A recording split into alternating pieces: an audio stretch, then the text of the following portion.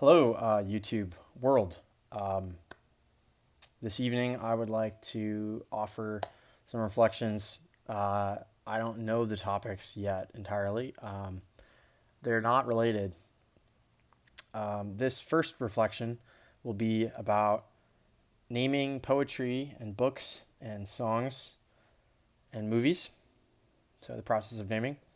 The second reflection will probably, what will that be about? I can't remember, it escaped me, but it'll probably come back while I'm talking about naming things. So I'm going to start with that. So I'm working on this poetry series, and I am set on a name for the entire series.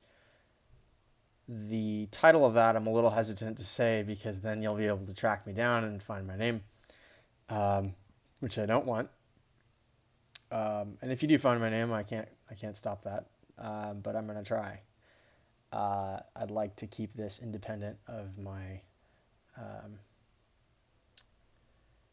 I'm not trying to make a publicity. I'm just trying to share thought. Oh, I remember the second reflection. The process of, I forgot it again. Yeah.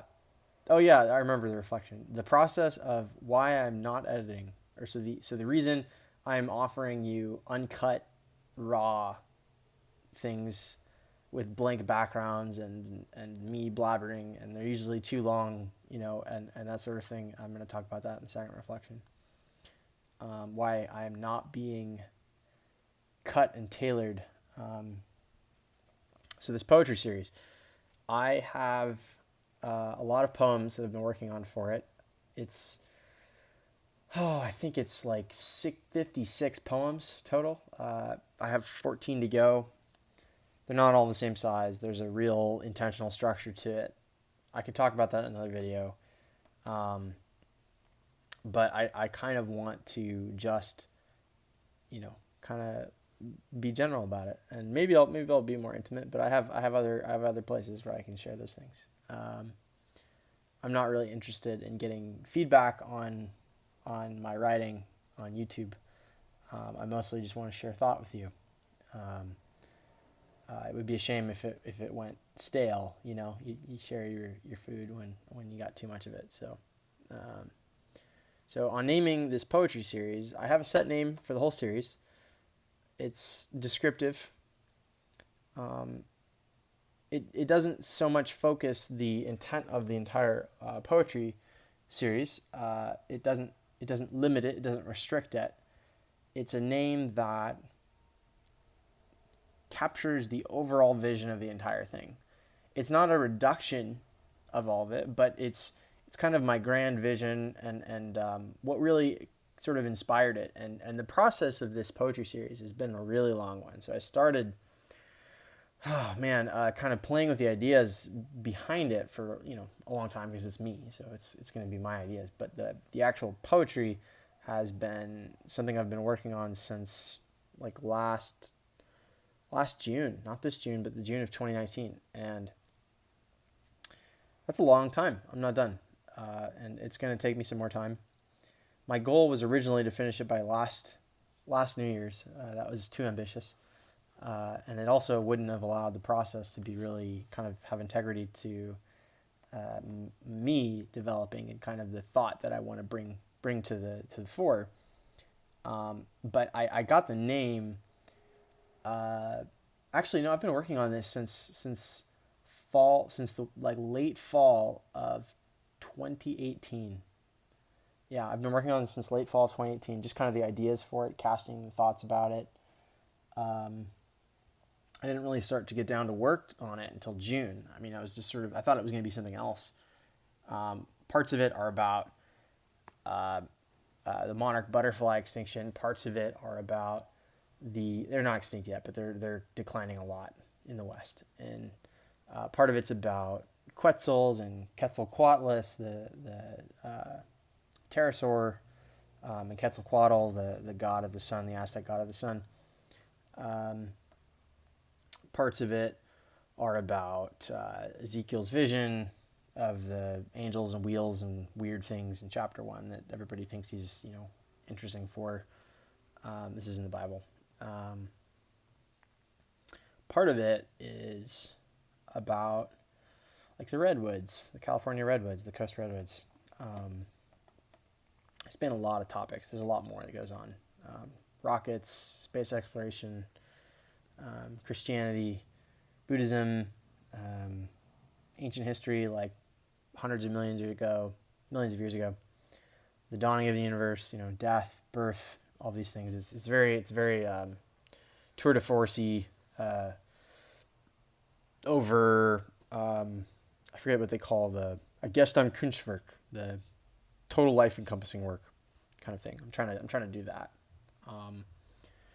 Make it very cosmic, kind of a Stanley Kubrick kind of thing with 2001 or Terrence Malick's Tree of Life. Very, very cosmic, very personal at the same time. You could say it's an esoteric art project, but intended for the vision of kind of where we're at in the world, and like the world going through like an apocalypse season, and like what does that mean, and what kind of conclusions should we make about this? What inherent limitations do we have in our understanding of chaos and of apocalypse? Things like that. So I developed the name for it like late last year.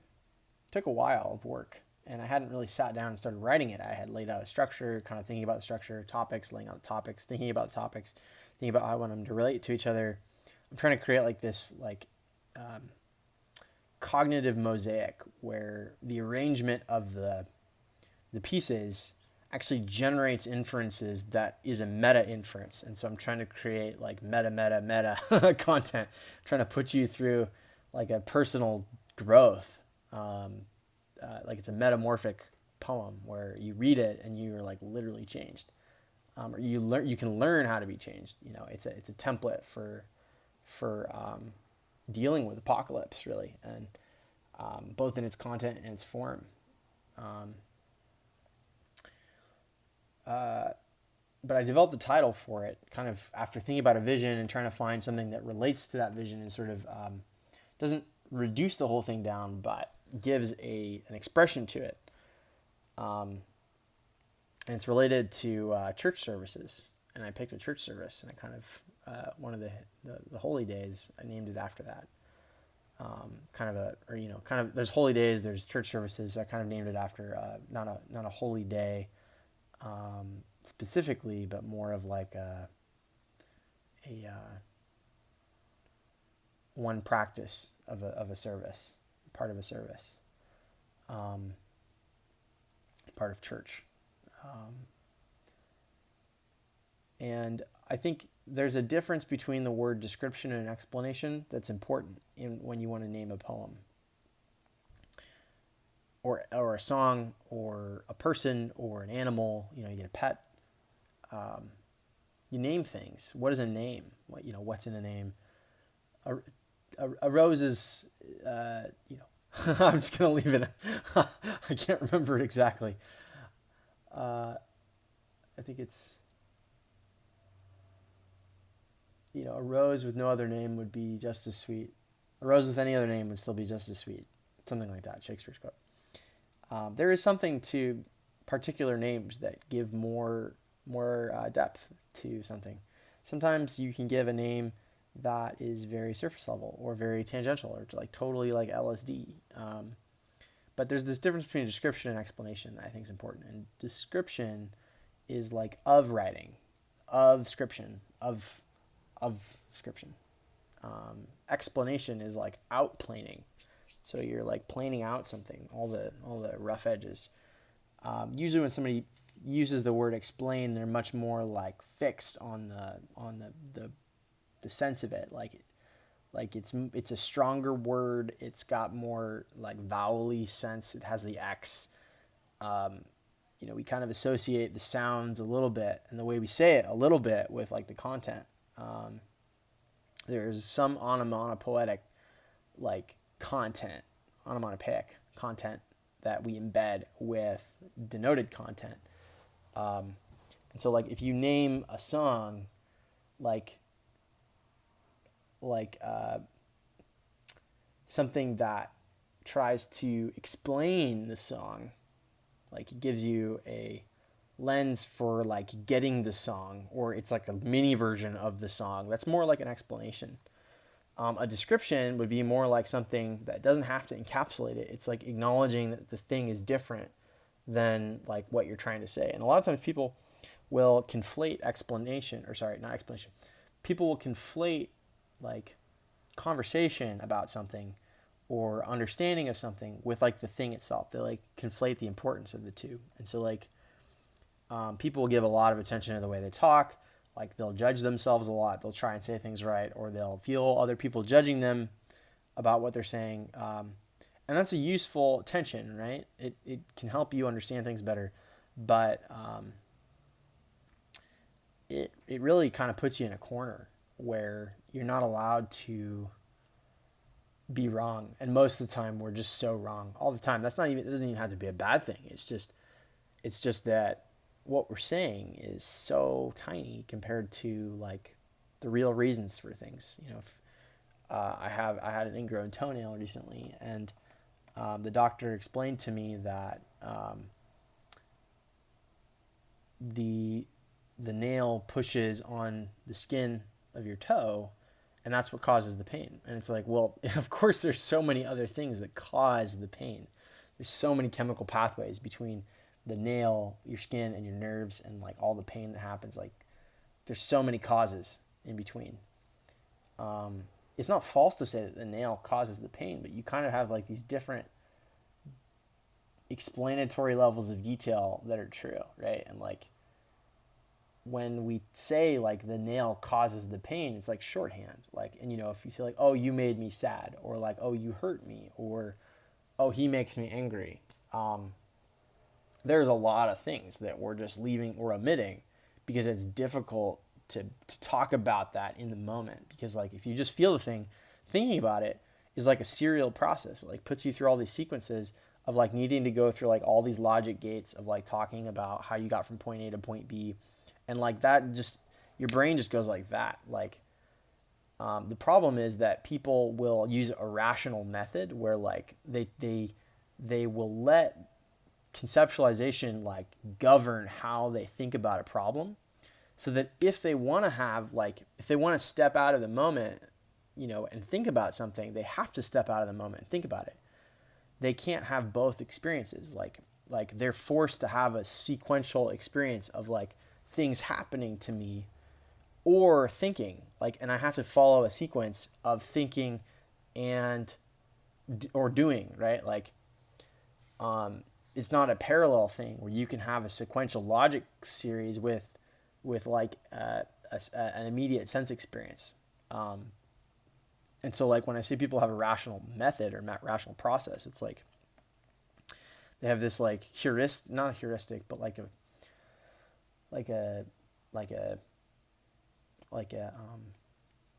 kind of a rule book that they're following, and it's kind of rational. Whereas if you have more of like an intuitive rule book, you can kind of follow the rules of intuition, which are much more like mixy and free flow and holistic. And so you can have like reflection at the same time as a sense experience, and those things don't have to be mutually exclusive. And so like when you do that, when you like let yourself be more intuitive, you're less concerned about like what other people are thinking of you. Not just like in a pure sense of like I am like totally not concerned with what other people are thinking about me, or like I'm never thinking about that, or it's more of like you have those impulses, but they don't grab like you. Like you have a deeper part of you that you have access to and that you can give space for. And then you can acknowledge that everything else has a deeper parts to them than like the convenient shorthand mode of like conventional experiences. Like you go through life and you just like make simplifications all the time. Like you don't notice everything. You can't pay attention to everything.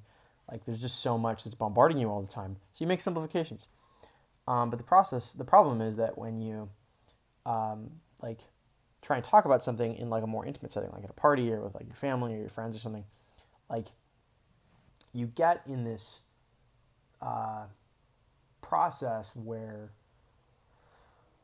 like you want to convey yourself to them. You want to be bonded to them. You want to have a shared positive interaction. You both want to be liked.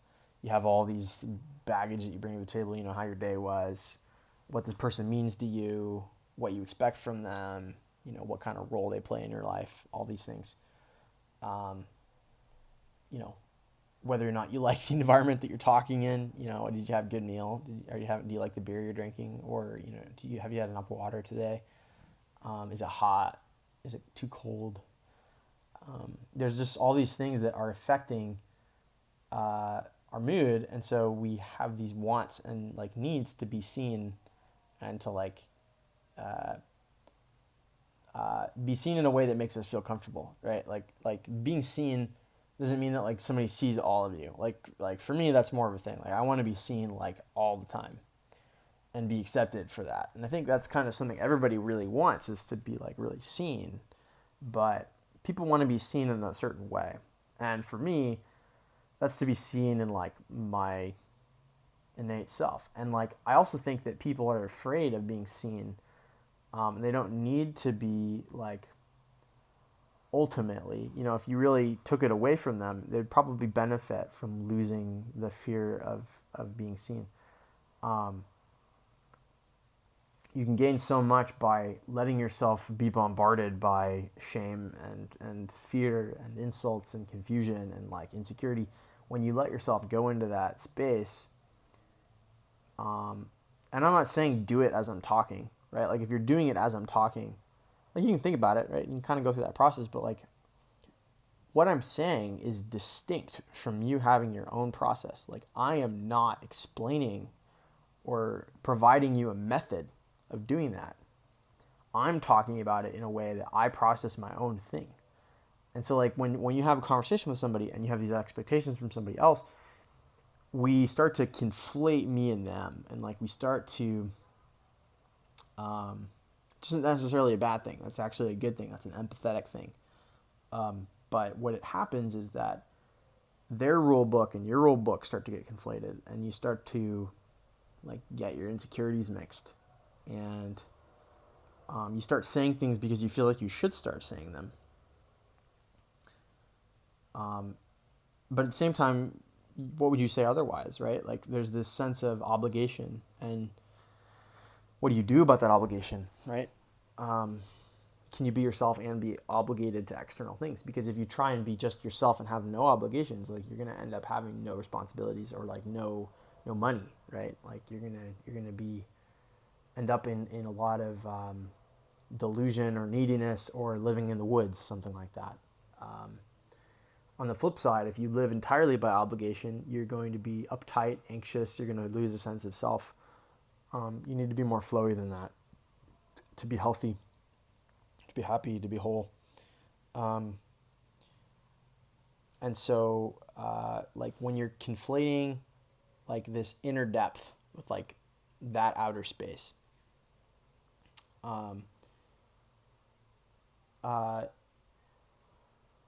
like we get such fragile appearances in the outer space,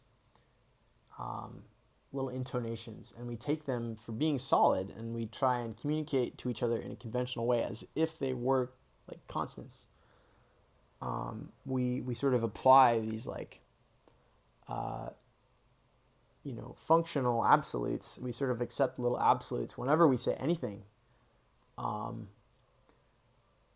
if you really take that to its extreme, it's very exhausting, and which can motivate a lot of people to try and abandon obligation altogether, or to abandon some sort of viewpoint, philosophy, worldview that tries to have some sort of encompassing order because it's too obligatory. It has that sense of burden, and it's better to like regress into something more animal, more intuitive. But that ghost is still there, and so you have to address that if you want to grow in that area. And so like naming something, it can be difficult for a writer, for a musician, for an artist. It can be difficult. Engineers even, they have to name things, and they try to come up with the most clever acronyms. because when somebody looks at a piece from a distance, they're going to see the name. And so they're going to simplify your whole thing to that name. And if they have a conventional way of looking at it, you better damn look right to them, especially for engineers. You better have something that summarizes what you're doing. You better explain it. Now, if you give something a completely tangential name that's not even like related to it in any way, you might get some really interesting like emergent spontaneous relationships. Like, if you have a book about like the science of the moon, like you have a book about lunar geography and orbital mechanics and stuff like that. And you gave it a title like Road Runner, Blade Runner, or like Road Runner Blades, like what? That might generate some really interesting things. There's a place in New Mexico, Santa Fe, called Meow Wolf, and it's a wonderful interactive art museum. It feels like a children's discovery center sort of thing where there's lots of things to play with and interact, but it's for all ages, and it's really about like the human condition in a lot of ways. It's the like artistic spirit exploring an unexplained world, and wonderful. Once COVID's over, I absolutely recommend you go to it. Like all 10 of you that are viewing this, it's really worth the journey. There's a couple opening in Las Vegas and Denver also. They're probably going to be different, but Meow Wolf was named from scraps of words in a hat, and they just picked them out, and Meow Wolf came out, which is really interesting. And they did come out to be cat and dog related, and it's a cool name. But it has nothing to do with cat and wolf. It's sort of, it gives it this glimmer. It makes it special. It's like referring to somebody by a letter or a number. It's so unrelated to who they are that it could seem either entirely debasing to their reality, their complexity, or extremely magical because it has nothing to do with them. And so you're forced to recognize that they're totally different than what they appear to you as. And so they suddenly become this like expansive, glittering force. And that's interesting because it shows that we summarize things so much and we're exhausted by that. And so when I named my poem series, I didn't come at it so much with this explanation mindset. I came at it with a descriptive mindset. And so I wasn't trying to reduce the whole thing down, but to give it a description so that you know kind of what it's about. It's to get you on board with the central vision, but it's not to get you on board with the entire vision. Essences are different from beings. Like the summarized core, the kernel of something, is different from like the thing in its like totality. You have like a thing with like all these different cases and environments, and like it starts to be stretched apart until it's like not a thing. If you take it into all these different cases, if you take a muffin and you imagine every possible circumstance that muffin is in, it's going to start losing its like muffinness. It's, you put it in the sun, it's not going to be a muffin anymore. But some people might say it is. Some people might say there's no such thing as a muffin. Some people say there's just a limited case set of what a muffin is. But really, like, things start to break down. But like that is really different than like the word muffin, and also like the definition of a muffin, and like the archetypal muffin, like the muffin that you would imagine in your head. It might be a specific muffin, but like the idea behind like that lemon poppy seed muffin that's in my mind is going to be like, it's going to have like a general sense to it. I'm going to see one specific muffin, but I'm going to like understand it in a general way. And so I'm going to like have a specific picture, specific imagining, with a content, like its denotation is a general thing. So it doesn't have a specific denoted thing. It's more like I collect all my memories about muffins, and the thing that connects all of them is muffin. And I know that's kind of circular reasoning, but that's kind of how it works. There's specific things that exist, and so we learn names for them. We give names for them. Like, there's no relationship between the word underwear and what it is. Like, they're so different. Like, your understanding of underwear is very related to underwear, but the word is very different. Shorts, like what does shorts have to do with shorts, or carpet? Like you get to words like bark or meow, and you start to get more of where the word is connected to the thing itself. But it's really important to acknowledge that there is this difference between like our kind of our different perspectives that we can bring. Not perspectives, but I like to think of it as meta heuristics, different meta heuristics that we bring. So like a way of understanding things in like a general way, not just like this thing, not like the way I understand this thing, but like the way I understand things in general. But like in a way that I acknowledge or like cannot possibly be entirely scientific. It cannot possibly be entirely right. Like when I look at a a carpet, like am I looking at that in a summarizing way where the thing that I see, I take it in and I just acknowledge it like without discretion. The problem is that when you want to acknowledge there's a difference between your understanding and what things are, you suddenly have to go through all this thinking, and then people find there's a barrier to entry to getting a better understanding of things and having a more holistic way of being, because you have to go through all this sequential reasoning. You have to go through all this processing, which really it's not linear, but like it's like a train going along a squiggly path. And so you like have this like sequential process, but like it's going in all these different ways. And so like, and even if you like teleport, it's like kind of like a teleporting train. At least that's how it feels, right? Like if you have to get right, you have this obligation. And so you're put in like a sequential methodical process. You have this expectation to have your ducks in a row.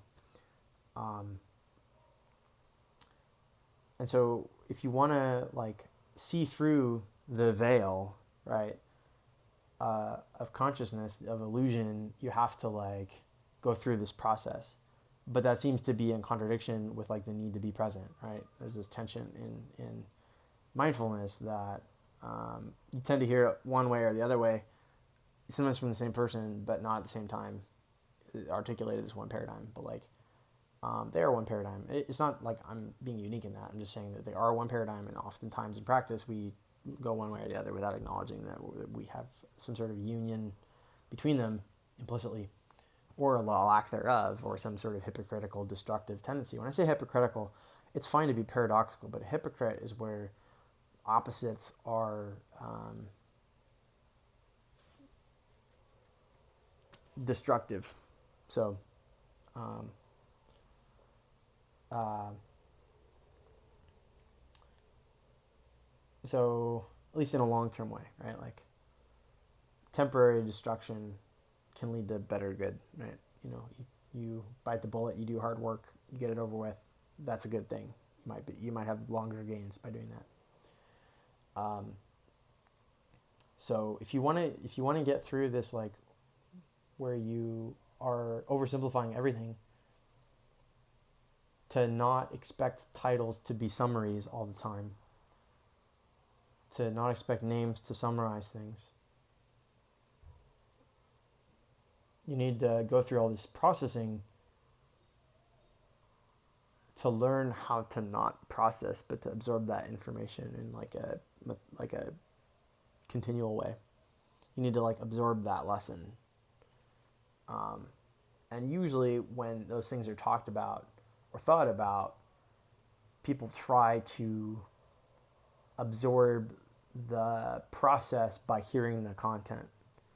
But then the problem is that you have to keep hearing the content over and over and over and over and over. And like sometimes people will try and whack themselves with mantras, or they'll like flagellate themselves with guilt over the same thing over and over and over and over. But like all you have to do is recognize the deep frustration with trying to be expected to fit into a mold, and acknowledge that there's a better way to live that doesn't expect you to live into a mold, but it has an expectation that takes on a completely different form and is like resonates with you, clicks with you, works, like what you want, what your like core wants. Like,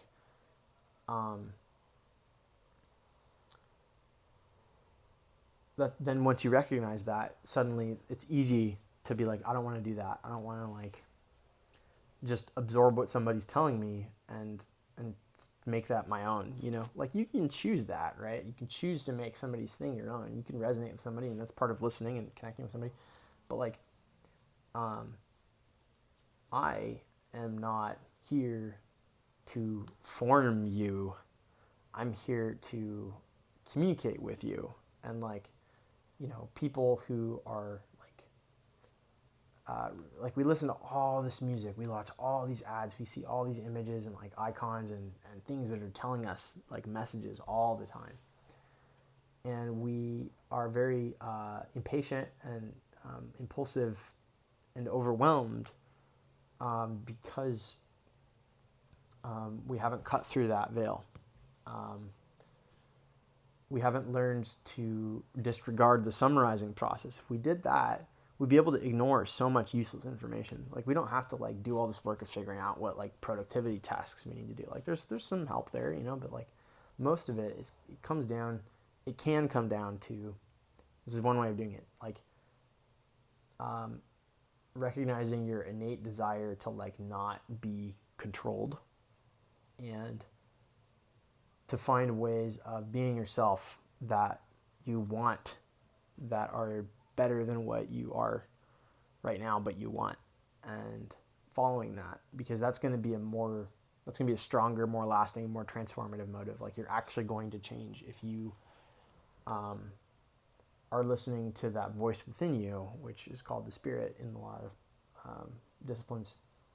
Like that voice doesn't like give you little hints and say like, oh, go talk to that person, or like, that's not how it works. It's not like this, like, I need to do this. Sometimes, like, I'm not going to say that, like, your desires or your motives are, like, wrong or something. Like, it's just that the voice of the spirit does not speak through this or that. It can speak in any way that it wants. And so it's a process of learning over a very large set of circumstances and over a long set of time, and learning through a lot of trial and error and discovering what makes you tick, that will allow you to better identify, chart a path for your own development. And then it's not a productivity task. Remember that I got here from talking about song names.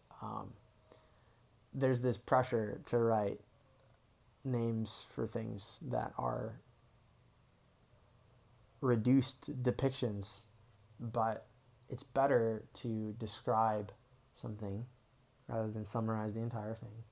Or, if you're going to summarize the entire thing, accept it, acknowledge it, don't freak out about it, don't let that be a ghost. I'm looking at a book, it's called Introduction to Tantra. Yes, that summarizes the entire thing. It is an introduction to Tantra. But it's not trying to like grab the whole thing and like put it in a box. It's letting you know what it's about. And in that way, it's more of a description. It's telling you what it's about. It's of the writing. It's of the thing that it's like about it. It's about it. It's not all of it. And so if you're going to make a name for something, I really encourage you to think about, not to think about, but to feel about the things that are more descriptive than summaries. The summary instinct wants you to get to the center of something and to acknowledge the center, but it's usually driven by a lot of obligatory processes, and it's better to find something that launches you off into the bigger expanse of the work itself, rather than minimizing into like a little tight space. That was reflection 1 on naming art. Reflection 2 will be on why I do not edit videos, and I think it will be much shorter.